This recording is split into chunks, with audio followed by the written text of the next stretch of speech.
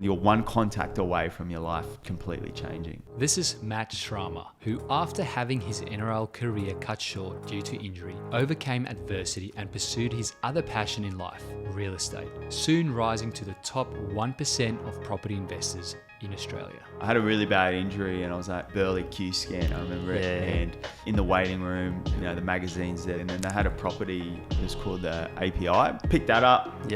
Started reading it and realised that property was more of a vehicle, not just somewhere you can live. And he now hopes to empower many more people through his buyer's agency, the Srama Group, to buy Gold Coast property with confidence. So I really feel the key people where buyer's agents add a lot of value to, time poor professionals, even first home buyers. If you're looking for a house, they're nearly all buying something with renovation potential. A lot of them will come to us without any contacts. And that's why they've lent on us in the first place, is to actually open doors for them to make it a stress-free process. For builders in particular, there's some huge leverage points. If you're a builder, lean in. As we discussed with Matt, how builders can overcome the risk of an empty pipeline through expanding their network and reaching out to other professionals in the property space. Matt, a lot of the guys I talk to out there, some of them don't even know what a buyer's agent does. That's what you specialise in. You're very good at it. Maybe just run us through a bit of an overview about who a buyer's agent or what a buyer's agent does and who's it for. Yeah, I guess the simplest way to explain a buyer's agent is, unlike a real estate agent who works for the seller, which is what a lot of people are common with, a real estate agent. Unlike a real estate agent, we work exclusively for the buyer. So we will look at property on their behalf, source, negotiate, provide the due diligence, and just be a representative for the buyer. So you're looking at in America, 90-something% of properties are bought through a buyer's agent. In Australia, the percents are a lot smaller. So I think people are tuning into just getting more help now to find property. And who is a buyer's agent for? Like especially in Australia? Yeah, I'd say, and that's a big one, buyer's agents aren't for everyone. So for instance, I really feel the key people where buyer's agents add a lot of value to firstly, I'm finding just where the world is now, time poor professionals who want to achieve a good outcome. They realise their dollar per hour value is better served what they do. They don't enjoy it's a stressful thing, find a property, to manage it. So that's the big one we're finding, is people are willing to outsource help now. Second is outsourcing expertise. So some people not confident in the process, maybe scared that they might be overpaying, not sure on what things to consider in a contract or a property. So that's another one, someone who wants to outsource expertise. And then the third one is not outsourcing help when they're not local. Like interstate buyers, interstate, maybe, overseas. We're working with 2 people from New York, like in the States. We've got people from Melbourne. Are they Sydney. Aussies coming back? Like expats and stuff? Working with a lot of expats. They're all done their thing career-wise, and they realise the Gold Coast is where it's at. So a lot of I used to play footy as well. A lot of them finishing the back end of their careers now. They want to come back home.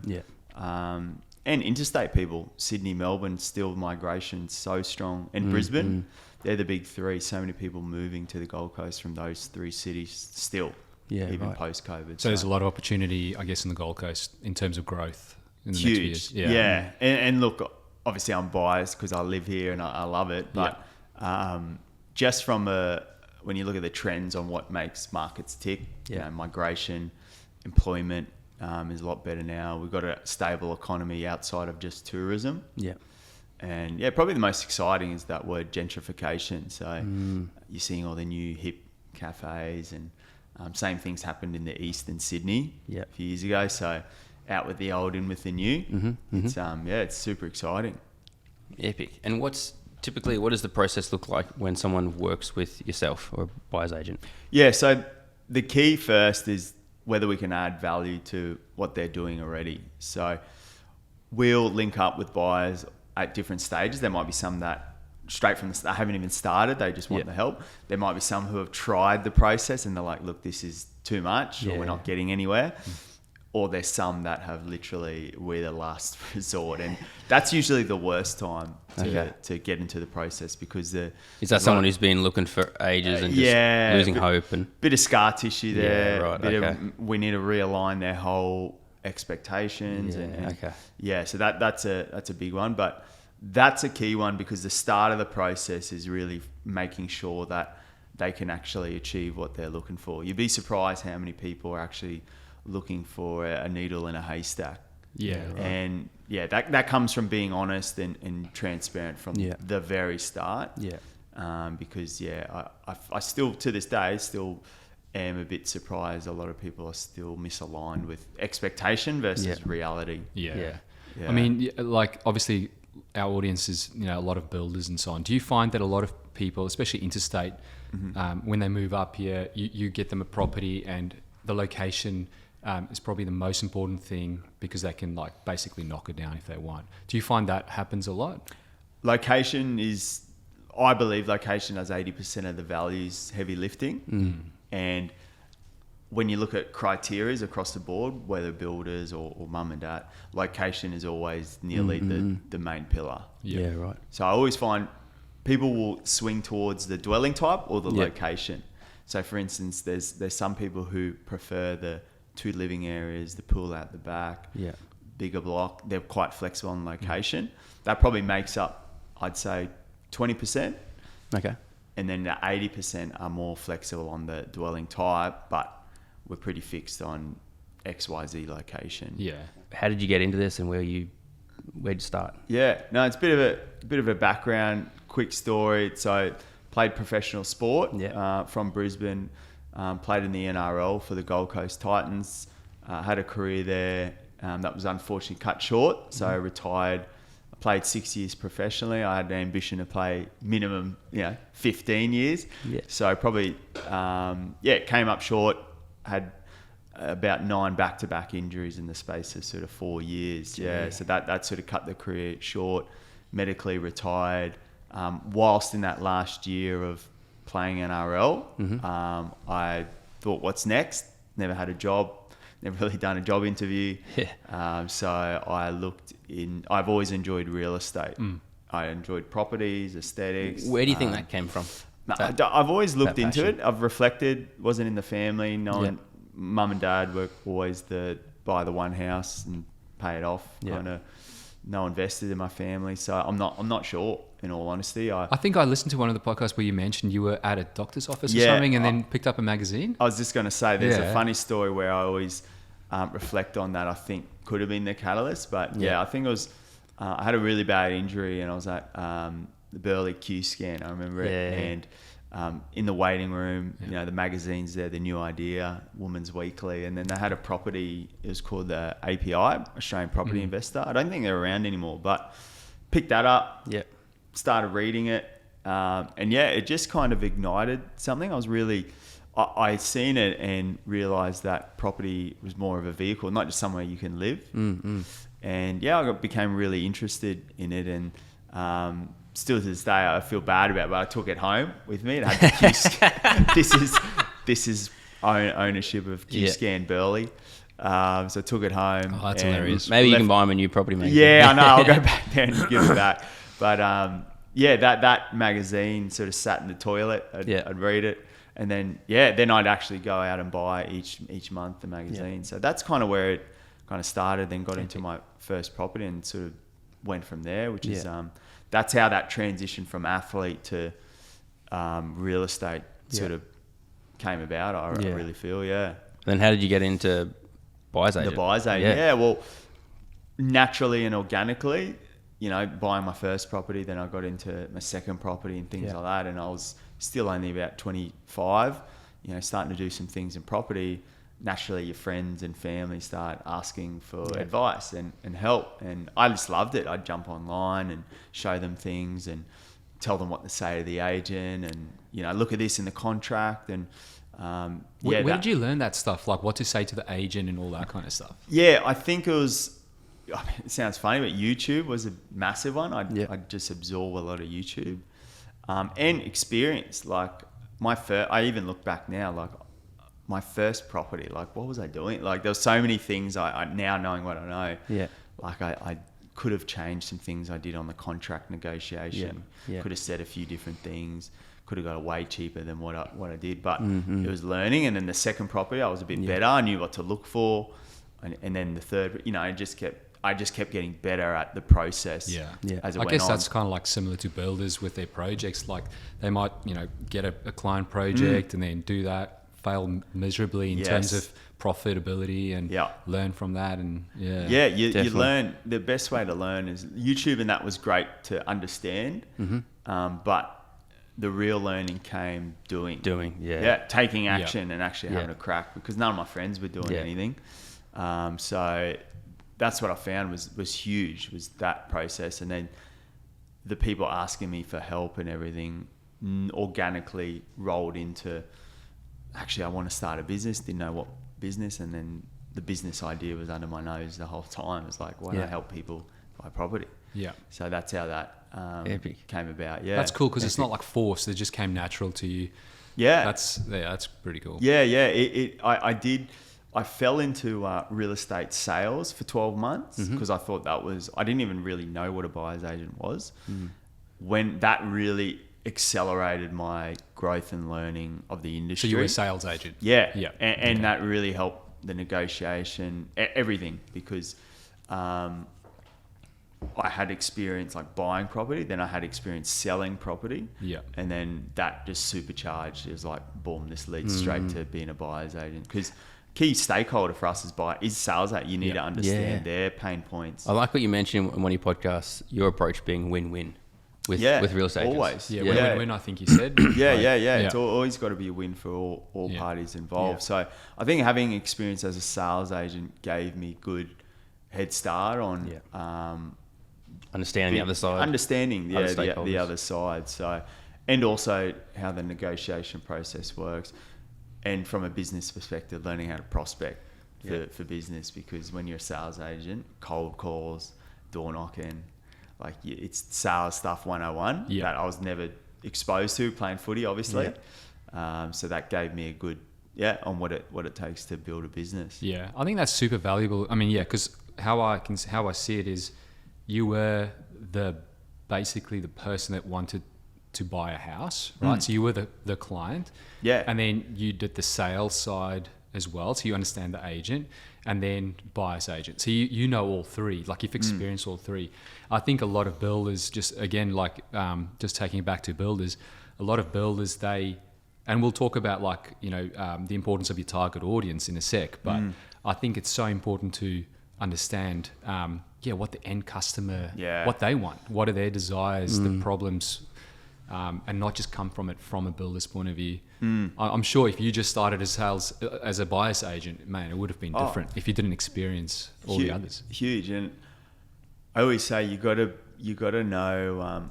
I think with all business, right? But one thing I learned from being an athlete was you need to be able to relate to all different personality types.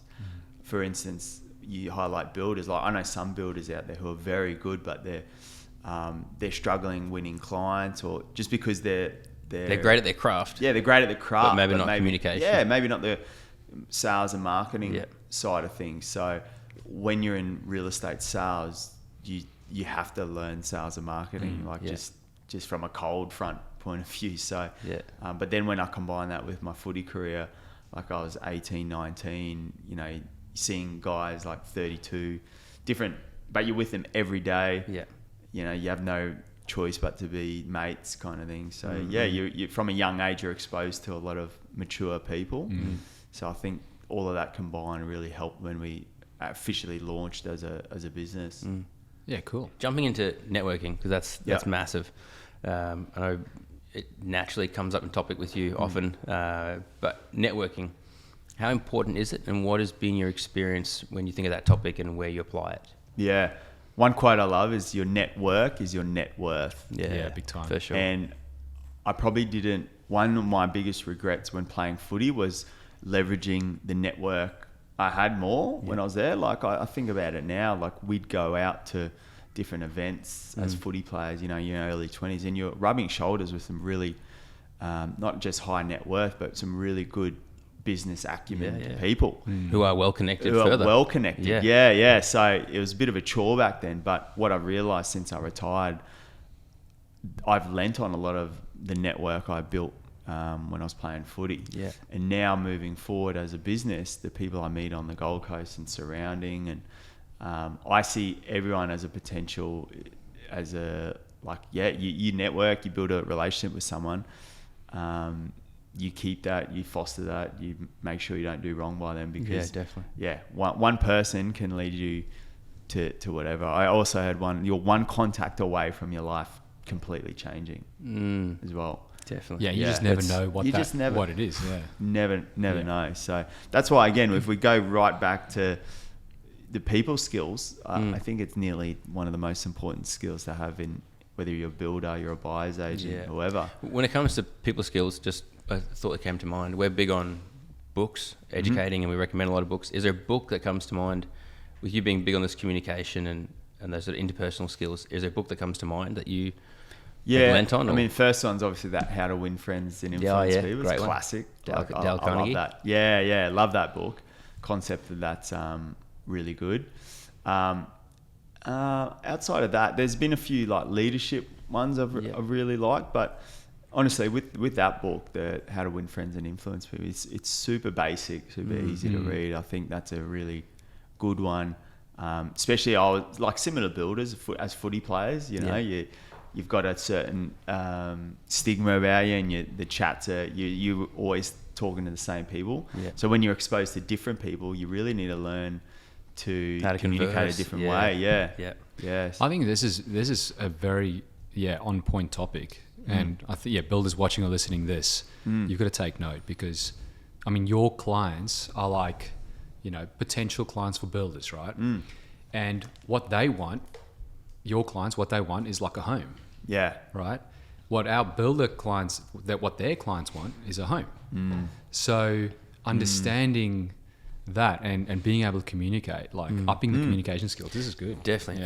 A big reason why we wanted to get you on here is to, one, expose more people to you, but also the industry that you're in, buyer's agent, and the value that you bring to the process of purchasing a home or a property. I know a lot of our top builders who think outside the box and understand the importance of networking.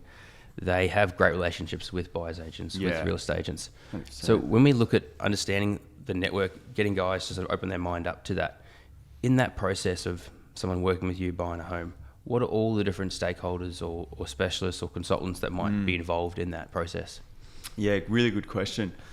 There's a whole team part of it, and that's why I love what I do as well, because buying a property isn't a solo game, it's a team sport. If you go from like top to bottom, obviously, you got the finance part of it. I always say real estate is a game of finance at the end of the day. So you need to have your finance checked, or whether it's broker, bank, whatever, you need to have the structure in place before even going out and looking at things. So that's a key stakeholder. Solicitors, obviously, because they're a big one on the legalities of it. Obviously having your buyer's agent who'll help you with the actual site or property acquisition. To make sure you're buying a good property. And then you got your building and pest inspectors. They're really key to obviously make sure the property's what it is. And then in the post sale, there's some really key stakeholders. Obviously, builders are big ones, designers, architects. Depending on the post sale, really ranges on what the client's looking for. So maybe a first home buyer doesn't need a builder at that stage. They may need some tradespeople to fix things, you know, so that's a key one. If someone's doing the full build process, like we acquire a site and then they go through the build phase, the team's huge, because you got to think town planners, for sure, like council, builders, like the drafty. There's so many different people involved in that process. My biggest tip is always get that whole team sorted prior to even starting. And I always use the analogy, you got to have a sharp saw before you cut. So don't be cutting with a blunt saw, because you're going to be utilizing a lot of effort to get energy input results. Versus the output is just not going to be worth it. We're big on that. That's a really good point you raised there in terms of the team definitely grows post acquisition. For the builders that might need more dots connected, I mean, when I'm hearing that, I'm like, man, I hope builders listen to this going, oh my goodness, I need to go out and start building relationships with these guys that are involved with, I can't build or renovate a home if I'm a builder until someone's acquired the property. Acquired it, yeah. How often are your clients leaning on you to recommend those specialists? Yeah, quite a bit. A lot of them will come to us and without any contacts. Yeah. And that's why they've lent on us in the first place, is to actually open doors for them to make it a stress-free process. And so for builders in particular, there's some huge leverage points. And we work with a few builders here and there, and we're not locked into any builders. And what we find, the key value adds for builders is obviously clients who are looking to build, obviously. So we've acquired them a site. They're looking for someone to build that project. Second to that is actual builders themselves who are trying to establish products for themselves. Non-client work. Huge, because we get them in the door on off-market properties before they hit the market. Right. So builders come to you, go, Matt, I'm looking for a property. I'm looking to do a property. It's non-client work, development of some sort. Yep. Okay. And non-client, and we've had a few approach us for client work as well. Hey, Matt, they've got the design, they've got everything done up. They need the 660 square meter block with a 12 meter front end. Like, this is what we need in this location. Right. So the builder has a client already. Yes. And they go, Matt, we need your help here. Well, we're essentially helping them get the project done quicker, That's underway quicker, because the key thing they're missing is the site. Yep. Which is probably the most important part. So, I think that's. And then for I was just going to say, for non-client work, then some builders obviously want to start, doing their own stuff. Yeah. So you can imagine if they've got 5 to 10 clients going, how they're going to find the time to find their own site. So, and they're running a business. Like, you know what it's like running a business. 100%. You got to outsource, and the key pillar of it all is, I think, with any build, especially where things are at right now, there's never been a more important time to make your money on the way in to a deal. So that's why potentially the off market is really appealing to people in that space doing projects, because most of the fat will be made on the way in. Okay. And what's that? I mean, I texted you the other day just to get some insider knowledge and market and that sort of thing. And I asked you, Matt, percentage-wise, what percentage are your acquisitions off-market? What are they at the moment? Every quarter it changes, but at the moment, it's sitting around 70% secured off-market. So you can imagine, and when I say that, we still turn away, I'd say, 60% of the off markets, because people always say this, get me an off market, but I say it's not about that. Just because it's off market doesn't mean it's a good deal, right? Because there's some people selling off market because they're dreaming price expectation wise, or it's just it's a terrible property, like it's a real dud, and they're trying to flick it on the quiet. But the genuine good ones are really good. Like, a really good example is we just secured one for a client who's going to do a flip and sell. So they're going to go through the build process. And the build's going to be happening soon? Yeah. Well, it should go, it should settle next week. Yeah. We secured this 2 weeks ago. The seller was under duress. So we call them like distress sale. Yeah. So no signboard out the front, no nothing. He needed it gone within pretty much a week. So we had the client for the spot. We ended up securing it in Koala Park in Burleigh Heads.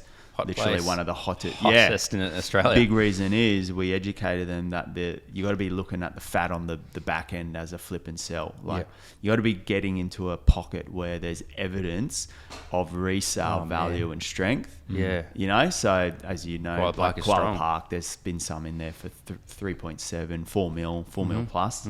Some of those new build homes. We've got a few clients that actually built there. Like, got a client who just finished building there, which I think would easily tap that. Yeah, the one on the water on the corner, it's massive. Oh, that's a thumper. We're about to do a video on that. So really? Study on that. Yeah.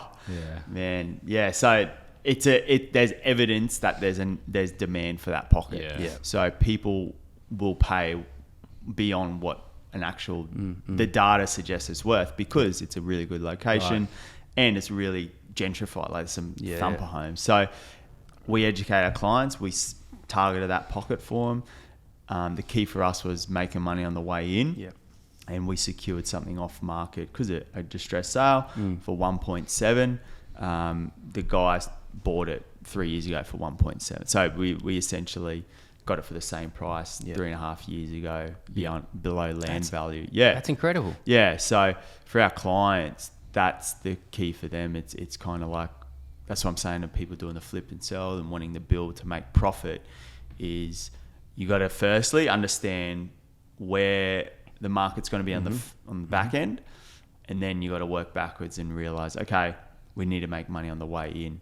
So basically the build should be the cream rather than the build being the thing trying to make it work. I think people forget that, like, the build shouldn't be the full marketing piece and pushing the price. It's like, imagine if you bought well on the way in, that the build is just all this cream on top, and the more you market it and push it, it's just putting the profits even higher. Yeah. I mean, we work really close with a lot of builder clients. We even have like a small mastermind group that we catch up each week with builders. And one thing they say is they're kind of scared of doing non-client work because they say it's not feasible anymore because of the price rises with materials and stuff, and also real estate. So what I'm hearing is, like, probably they should just have a look at, like, okay, those two aspects, the back end, is it a good location, all that stuff, evidence of good sales there, is there potential to, like, sell that really good, but then also on the way in. So if you can tick those two boxes, lean on an expert. I mean, they're great at building. You know, leaning on someone like yourself in their local area, because our builders are Australia, New Zealand. To help them find a good place, knows the market, knows the potential, and can get it off market ideally. And the thing is, again, it's not feasible because the numbers aren't stacking up. And then you ask yourself, well, where isn't it stacking up? You know, and then you look at the FISOs and you sort of look, all right, if the purchase price estimate is this, what about if the purchase price was this? Like, does that make it feasible? And most of the times, just changing that alone does. And then also on the back end, it's like you could have the best build design, the best architectural, everything. You do all the marketing behind it, but if you're in a location where the demand for that product isn't strong, it really doesn't matter. You're not gonna profit. So is that like the analogy, like back in the day, like don't have the best house on the worst street? Oh yeah, is that definitely? Yeah. Like, I think a lot of people, like you sort of highlighted a few people saying it's not feasible. A lot of those, I'd be surprised if they're sort of saying, like, they're probably looking where they live, or like, or just realestate.com and what's being asked of the property. Exactly. It's like, think of the product that you want to build, and then where will that sell, or where will be the demand for that. So the in Koala Park, for instance, good example. There's some really big homes, very out there, big curves, big, you know. But you put that same property maybe in a different market, it's probably too much.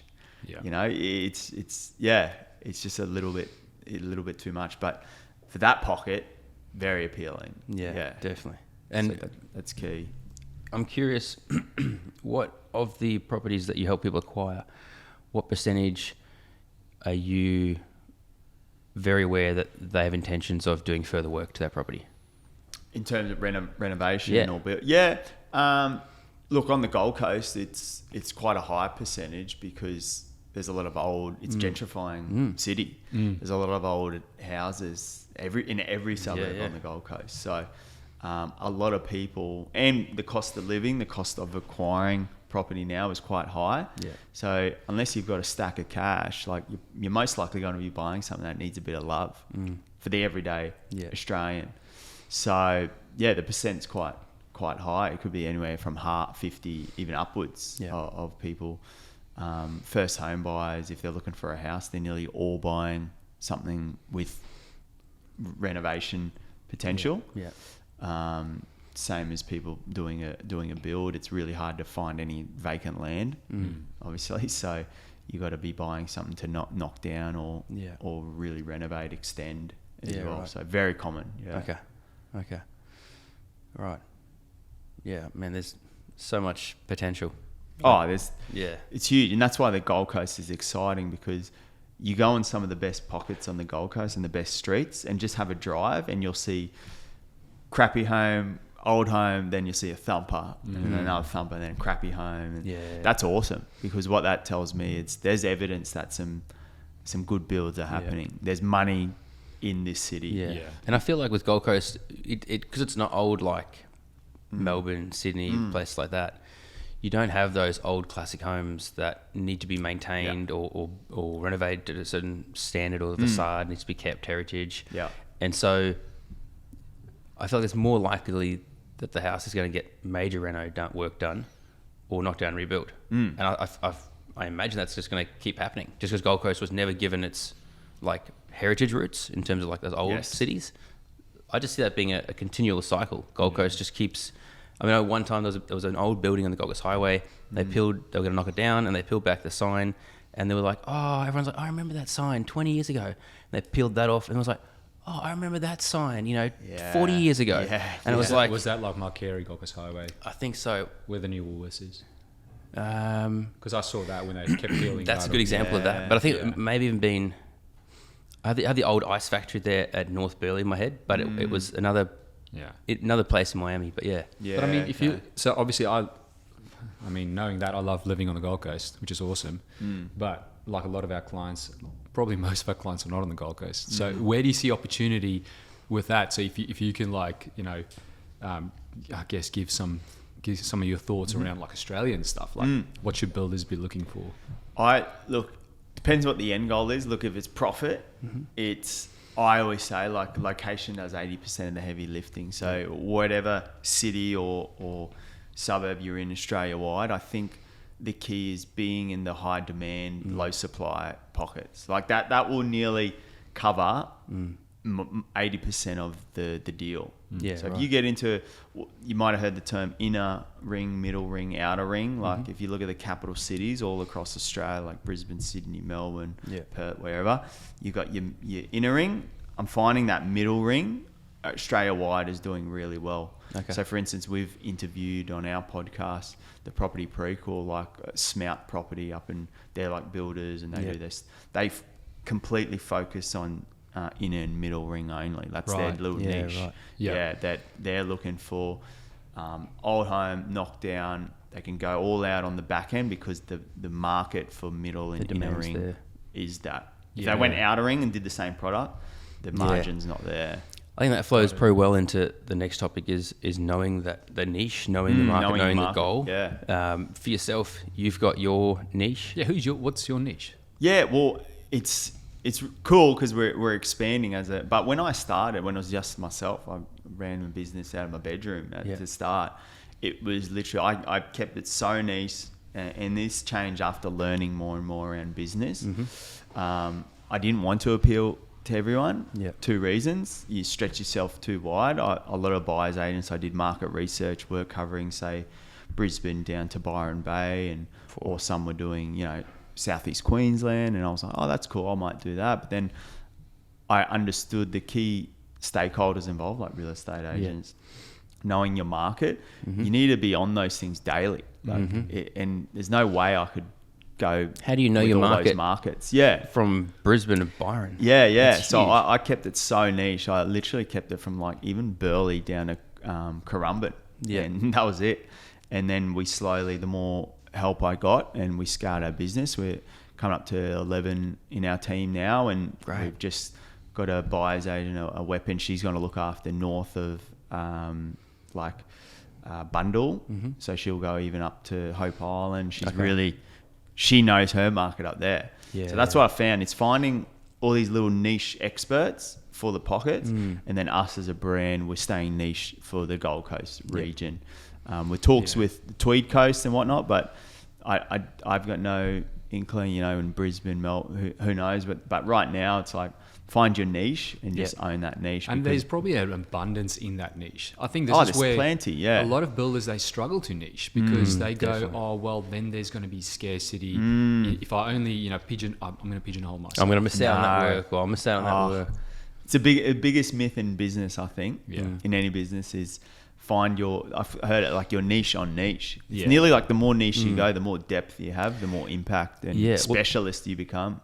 That's how I firstly got introduced to you. I was asking around, and I knew one buyer's agent or two buyer's agents who were retiring, and asking them. And I was like, well, we're a family looking to buy, and your name came up. And then I started researching you, and I was like, wow, this guy is niched on location, and then on top of that, he's niched further on mostly for owner occupier. Just owner, for- buyers, we don't do sales, don't do property management, any of those things. So I'm really passionate about that. Just in business in general, I love listening to like marketing podcasts and stuff as well. And I just always find that best businesses out there are super niche. Yeah. Because when they're marketing, they're talking to who they want to talk to. Yeah. And that should be business. You don't want to work with everyone, and you shouldn't be able to work with everyone. Yeah. It's like, And then but for that market, you can help them, and you can help them at a greater scale. Yeah, I think for builders that or any business that is scared of niching, you've got to look at like, okay, what is that niche? Is there opportunity there? And if yes, then niche down on it.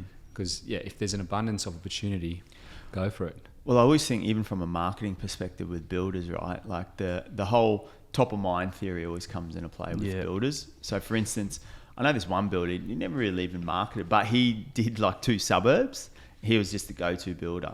So his fences were everywhere. Like, I'd think of if I was doing a build, I'd literally call him first before anyone, just because he pops up everywhere. Yeah. So I think that's a big part of being niche as well. Yeah, like that omnipresence. Yeah, Having and that it omnipresence, just like popping up for that certain market. Interesting you mentioned that. There's a builder that we know down in Sydney, and he kind of picked his kids' school. They moved, obviously, they live in that suburb to get access to school, and he said, cool, 800 metres from that school radius. Yeah, wow. We're going to be the go-to builder. Yeah. So that means that every school event, he's there, Yeah. repping the company.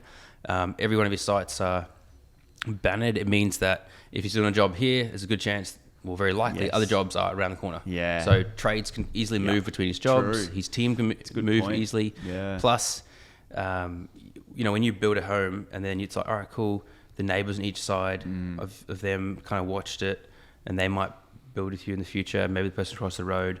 But when you've got, say, 3 homes on the streets and around the corner, all of a sudden that entire block becomes potential referrals, because it's like, oh, you're the builder on the block. Yeah. Right. Yeah. No pun intended, but it like sounds too simple, this whole thing. But the truth, it just makes business so much easier. Yeah. Like I know for us, like we just help builders.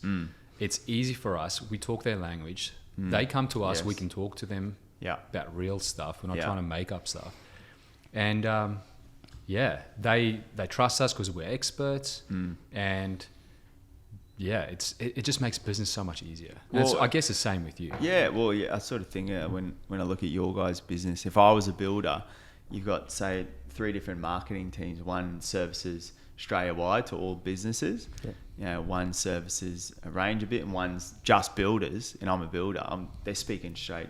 Like I'm going to them every day of the week because, that's what you're looking. You're looking for specialist advice. And one of my favourite sayings to my team is always, leads want to be led, and people paying for advice to be shown the right direction, in all honesty. Can you just repeat that again? Leads want to be led. Okay, leads, you mean like people? Like lead inquiry. as in like funnel of Right. like lead Prospective potential clients. clients. Yeah. Okay. They're actually, they want to be led. They want to be sold almost, right? It's like, serviced. What I found is, if everyone's got the reason they're getting in touch with you is because there's a pain point. Yeah.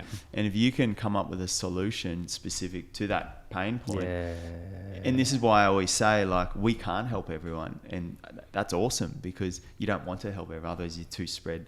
So there's been lots of times we'll have catch-ups like, actually, we can't actually help you, but I know someone can, I'll refer them on.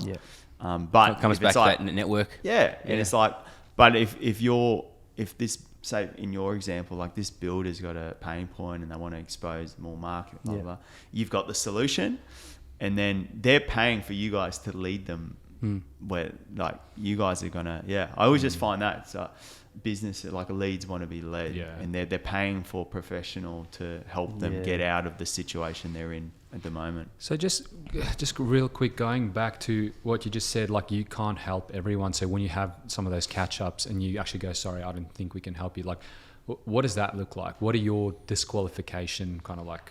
Why would you do that? Like, what would be the case when that happens? I think, look, where the business is at the moment, obviously geographically is an obvious one. Like, we're looking at different areas and how we can service and scale there. But if they're looking in an area we can't, we don't have the, it's even like, for instance, we're looking at the Tweed Coast region, but right now I know the market down there a bit, but not to the depth that I feel justified that they should be paying me. So really it's just what's best for that prospect. Exactly. Because again, that's where people go wrong as well. They start getting desperate and taking on everyone. And then you see their organic growth stall because they're not getting the word of mouth because the product's not good.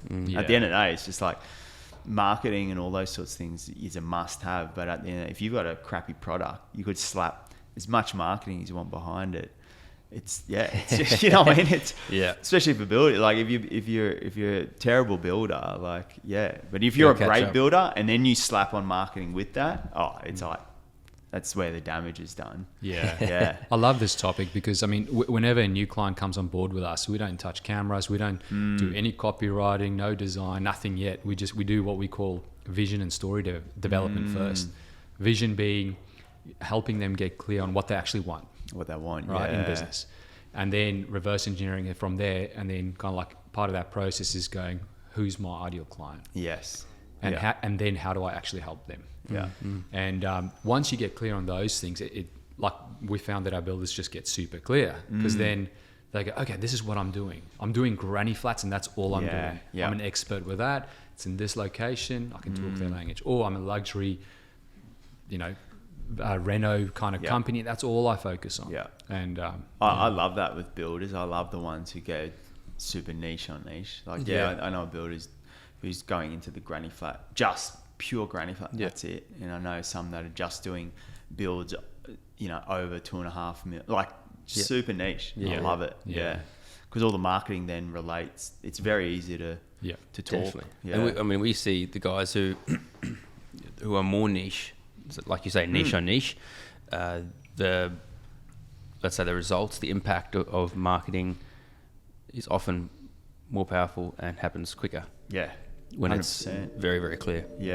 A lot of builders feel like they attract the wrong clientele that only focus on price. They never seem to get the projects that they are truly passionate about and that are also profitable. Builders love working with us because we help them create an emotional connection with their ideal clients through the power of story and help them build long-term trust through their marketing system. If you're a builder and if you feel like you need help, book in a story strategy session with our team by visiting builderstorymarketing.com. Now back to this episode. But what are you seeing in the property market at the moment? Look, it's two parts. I always say this when everyone asks. There's a market and then there's your market. So what I mean by that is there's a market around Australia, like what the economy's kind of doing and whatnot. I think it's obviously a high interest rate environment. So I always say it's an uncertain market. Does that mean it's a negative? No, I think every astute investor knows that's a good market. That's where you want to be kind of leaning in and understanding the market as a whole. But then I say, what's your market? So for instance, actually I was at the ice bath this morning. The lady said, how's the market? I said, where are you looking? Because that's such a good question. So when you say your market is like a specific location, like basically where you're looking? Or? Super. Well, here's a really super clear example. So say Palm Beach is a suburb on the Gold Coast. There's a Palm Beach market, but within Palm Beach there's a unit market, and the unit market consists of the high-rise market and the low-density market. So as you can see, there's just by saying one suburb, which is in a location within that suburb, there's different markets. So again, like Burleigh, there's houses, high-end houses, and then there's the original knockdowns. They're two different two different markets. Both are doing different things. So the high-end market is doing really well in some. I'll use Gold Coast as an example. Really good. And I think the high-end market, like what I mean is completed stock, that's been done to a good finish, is doing well across Australia in some really blue chip suburbs, because the key buyer of that is lifestyle. They're moving for kids. They don't want to go through the build process. It's all done. And they're happy to pay a bit more. Like it's an emotional purchase. So it doesn't matter what the interest rate's doing for those ones. So is that where the opportunity is for like non-client work for builders? I think so, yeah. First thing, really good location. What we spoke before, Australia-wide, inner to middle ring. Not skimping on the build process either. One of the biggest haggle points with buyers I've worked with when we get through property that's either had a reno or they've tried to make it look good is that grey area of they've skimped on a few rooms or skimped on a bit of the renovation where it's still original, but then they've gone all out on the flow, it's not there. You're better off leaving it all original so someone can see the potential in it for themselves, or go all out. So you're attracting a really emotional buyer or buyers. So that's where I see the best market at the moment is kind of finished stock. But at the end of the day, anything in good locations around Australia is still doing really well. Like for a house, still doing really well. High-rise units, tread carefully because there are a few cranes in the sky. So that means supply is going up. So obviously that may impact your future growth on things like that. But yeah, across the board, it's uncertain, I'd say, but very positive. And what you mentioned something earlier, migration, or immigration. What numbers have you seen around? Because I've heard different figures, different numbers. What's the latest you've sort of come across in terms of who's coming into Australia? I don't want to say anything that's not factual, but I see different numbers all the time. But the key thing I've noticed with all of them, it's a lot, basically a lot of people, and not just internal. So what I mean by internal is like a lot of people from towns moving into more the cities and for lifestyle, but overseas as well. Even you guys would know more about this than me, but like with work and skilled labour and things like that, it's all opening back up again. So they're going to need places to live, and probably the scary but opportunist thing of all of it is vacancy rates are like below 1%. So a vacancy rate is the percentage rate they give to dwellings available for rent and people needing shelter. 3% is balanced, 2% is tight, 1% is homeless. We're below 1%. And there's even places where it's zero, right? It's crazy. So it's very sad. It's very sad, and that's why there's so much talk on, help for tenants and things like that. But at the end of the day, that's why I always say, like, you asked me the question around how's the market doing as a whole. Look, until shelter becomes undesirable or needed, it's going to do well. And I don't see that happening. I can't see shelter you going got Maslow's hierarchy there where it plays a big part and has done so for a long time. It's a key human need. So that's why I always say location is the key pillar for everything, because yes, shelter is important, but if that shelter's in a low demand area, that's when you can get in trouble. So it's why I say it's sad but exciting is two fronts. Obviously sad for tenants. Landlords, there's never been a better time because the rent's through the roof. So that's life, isn't it? It's kind of like so that's like supply and demand, right? Exactly right. I'm going to switch this conversation real quick because I know we had a quick chat about this off camera. Supply and demand. So bring it back to builders again. The builders that have a lot of supply in terms of their time, they don't have much like jobs or all that kind of stuff. So they don't have much demand for their service. They're going to struggle, right?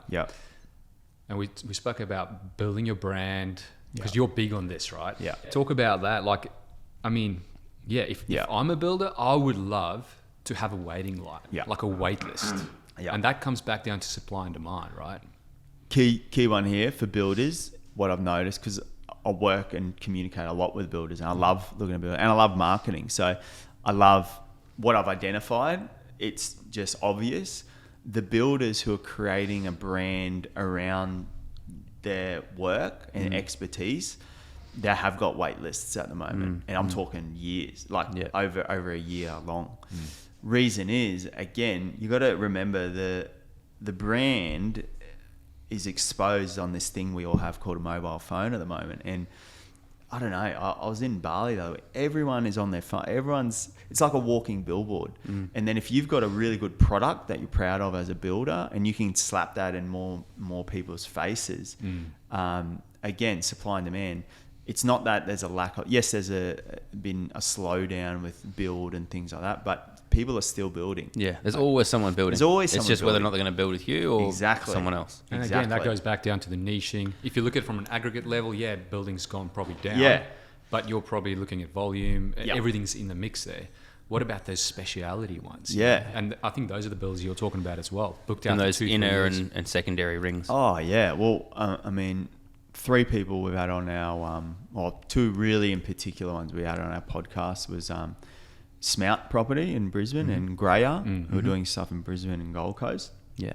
Again, I don't think they do. Well, Smout is just inner ring Brisbane. Yeah. Greyer is now, they've just started Gold, but they're Southeast Queensland. Yeah. They've created such strong brands through marketing, through really strategic marketing, that they are specialists for what they do. Both obviously got really good products. And highly sought after. This is what we said. If you've got a really good product, that's non-negotiable first. But if you slap some marketing strategy behind that, it's like it's scary what can happen. So I think that's cool. And what Smout are doing now, which is cool, and why personal brand's important, they just sold another one of their projects off the plan. But even on the signboard, they had their logo on it, and it's like, this is a Smout property, or Greyer do it all the time. Like, this is Greyer built. Yeah, so there's value. There's value actually in owning one of their builds, which is crazy. Yeah. So well, definitely for the on-sale, I've been to an auction in Brisbane, and the auctioneer and all the sales stuff was, this is a Grey house. This is a Grey house. Yeah, crazy. Yeah, it's a brand name. It's a brand, So, I mean, look, we always talk to builders about this, like showing project and stuff is super important, right? Yeah. If someone comes to you, to your building business, you've got to be able to execute on the product, right? 100%. So it's like a prerequisite for being in business. You've got to build quality. So here's the thing. So builders, when JP or myself ask builders what makes you different, they'll say, oh, my quality, I'm on time, like all these things. Good but material. that's just a prerequisite, right? Yeah. Good material. It should be. All builders have access to basically all material. Yeah. I mean, there's probably some unique other ways, but so assuming the product is good, assuming you're showing the product in its best light, you're actually using that to market and stuff. How important is the story side of your brand? Because you're big on this. Yeah. You know, it's not just Matt Srama, like bias agent. Like there's a story here. 100%. And if I relate it to builders, right? Like, I think the key one I'm finding with builders is, this is from feedback as well. Like I've asked people, oh, why'd you have that builder or whatever? It's the builder, firstly, they got in the door because of the brand, but then it converted into business because the builder understood their needs. And I think that's a real big one. It's not, like we were saying before, a good builder, I feel, will be a magician to create what they want rather than, hey, this is what we charge, yes or no kind of thing. It's like you grab their pain point, what they need. So that comes through listening, understanding, having a good sales process to, build them up. And then they present kind of the solution, and that solution is tailored to that person. And one of my favorite saying to business is, the best businesses in service space, like builders, buyers, all those sorts of things, make the client feel like they are the only client on their books. So that's great once they come like face to face. And mate, I totally agree with you 100%. And that's that whole, like what you said before, leads want to be led. Like totally 100%. So how can you do that on the front end as a builder, the message, before you even know about that lead? That prospect will know about you and your business. How can you do that? I think it comes, and I love this topic. I really think it's a compelling message, or what makes Grey or Smell, some of those ones we mentioned, what makes them different to someone else. And you can't communicate. Sometimes it's through your messaging and marketing, and it's the consistency of the marketing. And I find marketing is really big to make. Well, they say that there's a certain amount of touch points someone needs to see you or to even reach out to you. So I think that's a big one. It's the message. It's who you're speaking to. Your avatar. You're speaking to. Because again, if you're trying to speak to everyone, it's probably not as direct. But if you're super specific, niche on niche, that may open the door up to more people. Reaching out, and then as we said, when they reach out and inquire, then it's like putting together all that. I've got a solution for you, and this is how it is. So that's good. And to quote the castle, like it's the vibe. Like, what is the vibe that people feel about you and your business? I mean, 100%. You know, that's what I love about like like your podcast and stuff as well. Like, and just like your whole brand. Like, there's that vibe of like, man, if I need a family home, Gold Coast, I'm tight on time, busy professional business owner, whatever. Like, there's that expert. He's going to help me get to my desire.